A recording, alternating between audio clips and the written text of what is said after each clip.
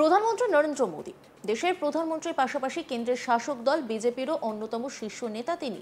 কাজেই তার নামের পাশে অবশ্যই ভিভিআইপি শব্দবন্ধ প্রযোজ্য হয়। বরং বলা ভালো, ভিভিআইপির উপরে যদি কোনো পদ থাকে সেটাও মোদীর জন্য প্রযোজ্য। কিন্তু সেই নরেন্দ্র মোদী কিনা দলীয় সাংসদদের কর্মশালায় বসলেন একেবারে পিছনের সারিতে, সাধারণ সাংসদদের জন্য বরাদ্দ আসনে।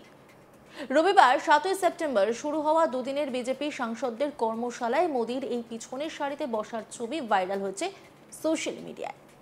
মঙ্গলবার 9 সেপ্টেম্বর উপরাষ্ট্রপতি নির্বাচন, তার আগে দলীয় সাংসদদের নিয়ে কর্মশালার আয়োজন করেছিল বিজেপি। রবিবার বিজেপির এই কর্মশালার শুরুতেই প্রধানমন্ত্রীকে জিএসটি সংশোধনের জন্য ধন্যবাদ জানাতে দেখা গিয়েছে দলীয় সাংসদদের। উপস্থিত সাংসদদের উপরাষ্ট্রপতি নির্বাচন নিয়ে যাবতীয় তথ্য দেওয়া হয়।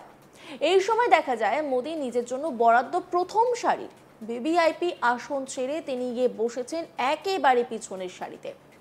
মোদীর এই পিছনের সারিতে বসার ছবি নিজের এক্স হ্যান্ডেলে শেয়ার করেছেন উত্তরপ্রদেশের গোরখপুরের সাংসদ রবি কিষেন। ক্যাপশনে তিনি লেখেন, সাংসদদের কর্মশালায় একেবারে শেষ সারিতে বসে রয়েছেন প্রধানমন্ত্রী নরেন্দ্র মোদী। এটাই বিজেপি, এখানে সবাই কর্মী।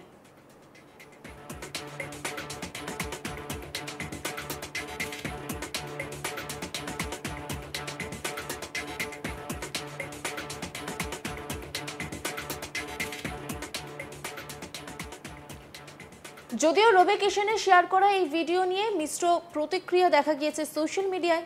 অনেকে মোদীর প্রশংসা করলেও অনেকে আবার তাকে কটাক্ষ করতেই ছাড়েননি। বিজয় কুমার গুপ্তা নামে এক ব্যক্তি লিখেছেন, এটাই নরেন্দ্র মোদী বৈশিষ্ট্য, যা তাকে বাকি সকলের চেয়ে আলাদা করে। অজিত নামে এক যুবক লিখেছেন, যতদিন আপনি পদে থাকবেন ততদিন আপনাকে সম্মান করা হবে।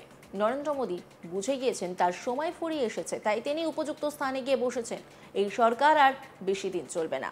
কেউ আর প্রধানমন্ত্রীর আচরণকে লোক দেখানো বলেও মন্তব্য করেছেন।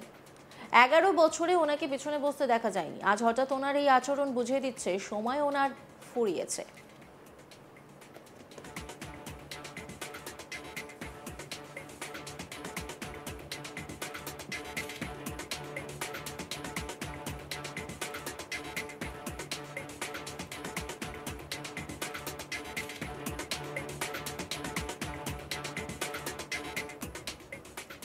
সূত্রের খবর, রবিবার বিজেপির এই দলীয় কর্মশালায় আইন প্রণয়ন দক্ষতা, শাসক কৌশল এবং রাজনৈতিক যোগাযোগের উপর আলোকপাত করা হয়। পাশাপাশি শীর্ষ নেতৃত্ব কেন্দ্রীয় সরকারের উন্নয়নমূলক কর্মকাণ্ড এগিয়ে নিয়ে যাওয়া ও বিরোধীদের রুখতে দলের রণকৌশল নিয়ে আলোচনা করেন।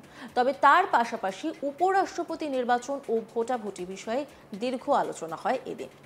কিরেন রিজিজু তিনি কি বলেছেন শুনব। No, we have our Karyashala, BJP MP's training program going on. It's a very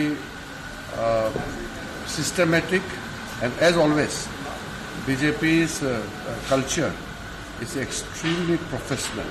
Our MPs have whole day from this morning 8 o'clock attended the training session, and we are always like that.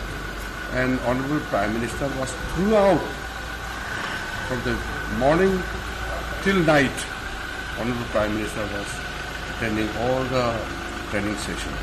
What is the program tomorrow? Will the NDA MPs also join? Tomorrow, our colleagues, the MPs from other NDA parties, will also join us, and Honorable Prime Minister will also make the concluding remarks in the valedictory event for the Karyashala.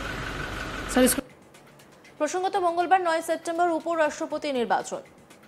Jagdeep ধনকরের ছেড়ে যাওয়া আসনে কে বসবেন তা নির্ধারিত হবে। উপরাষ্ট্রপতি নির্বাচনে NDA প্রার্থী নির্বাচিত হয়েছেন মহারাষ্ট্রের প্রাক্তন রাজ্যপাল সিপি রাধাকৃষ্ণন। অন্যদিকে ইন্ডিয়া জোটের প্রার্থী হয়েছেন অন্ধ্রের ভূমিপুত্র বি সুদর্শন রেড্ডি।